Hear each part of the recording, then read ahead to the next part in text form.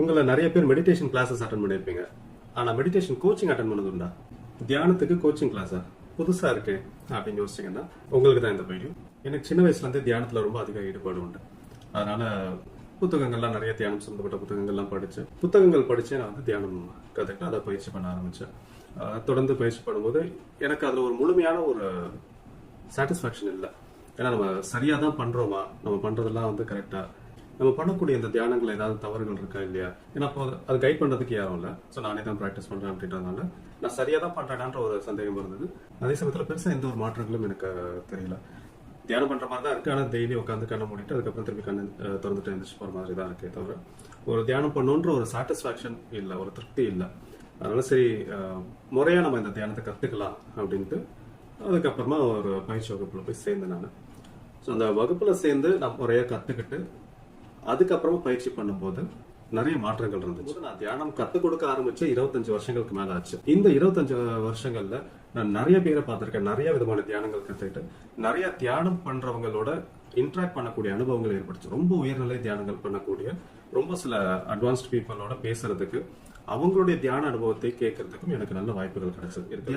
Life coaching, sports coaching and health coach, so இந்த மாதிரி ஒவ்வொரு விஷயத்துக்கும் கோச்சிங் அப்படின்றது இருக்கும். ட்ரைனிங்கிறது வேற, கோச்சிங் அப்படின்றது வேற. ஸோ அப்போ ஸ்பிரிச்சுவல் கோச்சிங்லாம் கூட உண்டு. ஆனா மெடிடேஷனுக்கு கோச்சிங் நம்ம ஏன் புதுசாக ஸ்டார்ட் பண்ணக்கூடாது அப்படின்னு தோணுச்சு. ஸோ அப்படி தோணி ஆரம்பிச்ச ஒரு கான்செப்ட் தான் இந்த மெடிடேஷன் கோச்சிங் அப்படின்றது. இந்த மெடிடேஷன் கோச்சிங்கிறது என்ன அப்படின்னு பாத்தீங்கன்னா, இப்போ நம்ம எல்லாமே வந்து ஸ்கூல் படிக்கும்போது ஆசிரியர் பாடம் எடுத்திருப்பாரு. எல்லாராலையுமே வந்து அந்த பாடத்தை முழுமையா புரிஞ்சுக்க முடியாது. சிலர் அந்த ஸ்கூல்ல எடுக்கிறத மட்டுமே நல்ல முழுமையா அவங்களாவே செல்ஃபா ஸ்டடி பண்ணி ஆசிரியர் கொடுத்ததை முழுமையாக புரிஞ்சுக்கிட்டு அவங்க படிச்சு நல்ல ஒரு மார்க் எடுப்பாங்க. ஆனா அது எல்லாருக்கும் சாத்தியம் இருக்கிறது இல்ல. சில பேரால வந்து ஆசிரியர் என்ன எடுக்கிறாரோ அதை முழுமையா புரிஞ்சுக்க முடியாது. அப்ப அவங்க என்ன பண்ணுவாங்கன்னா தனியா வெளியில டியூஷன் போவாங்க. அந்த டியூஷன் சென்டர்ல வந்து கோச்சிங் சென்டர்ல வந்து பாத்தீங்கன்னா அந்த ஆசிரியர் வந்து புதுசா எந்த விஷயத்தையும் சொல்லிக் கொடுக்க மாட்டாரு. ஏற்கனவே நீங்க கத்துக்கிட்ட விஷயத்த அதுல இருக்கக்கூடிய சந்தேகங்களை தான் தெளிவுபடுத்துவாரு. அதை இன்னும் சிறப்பா செய்யறதுக்கும் நீங்க ஒரு நல்ல மதிப்பெண் எடுக்கிறதுக்கும் உங்களுக்கு உதவி செய்வார்.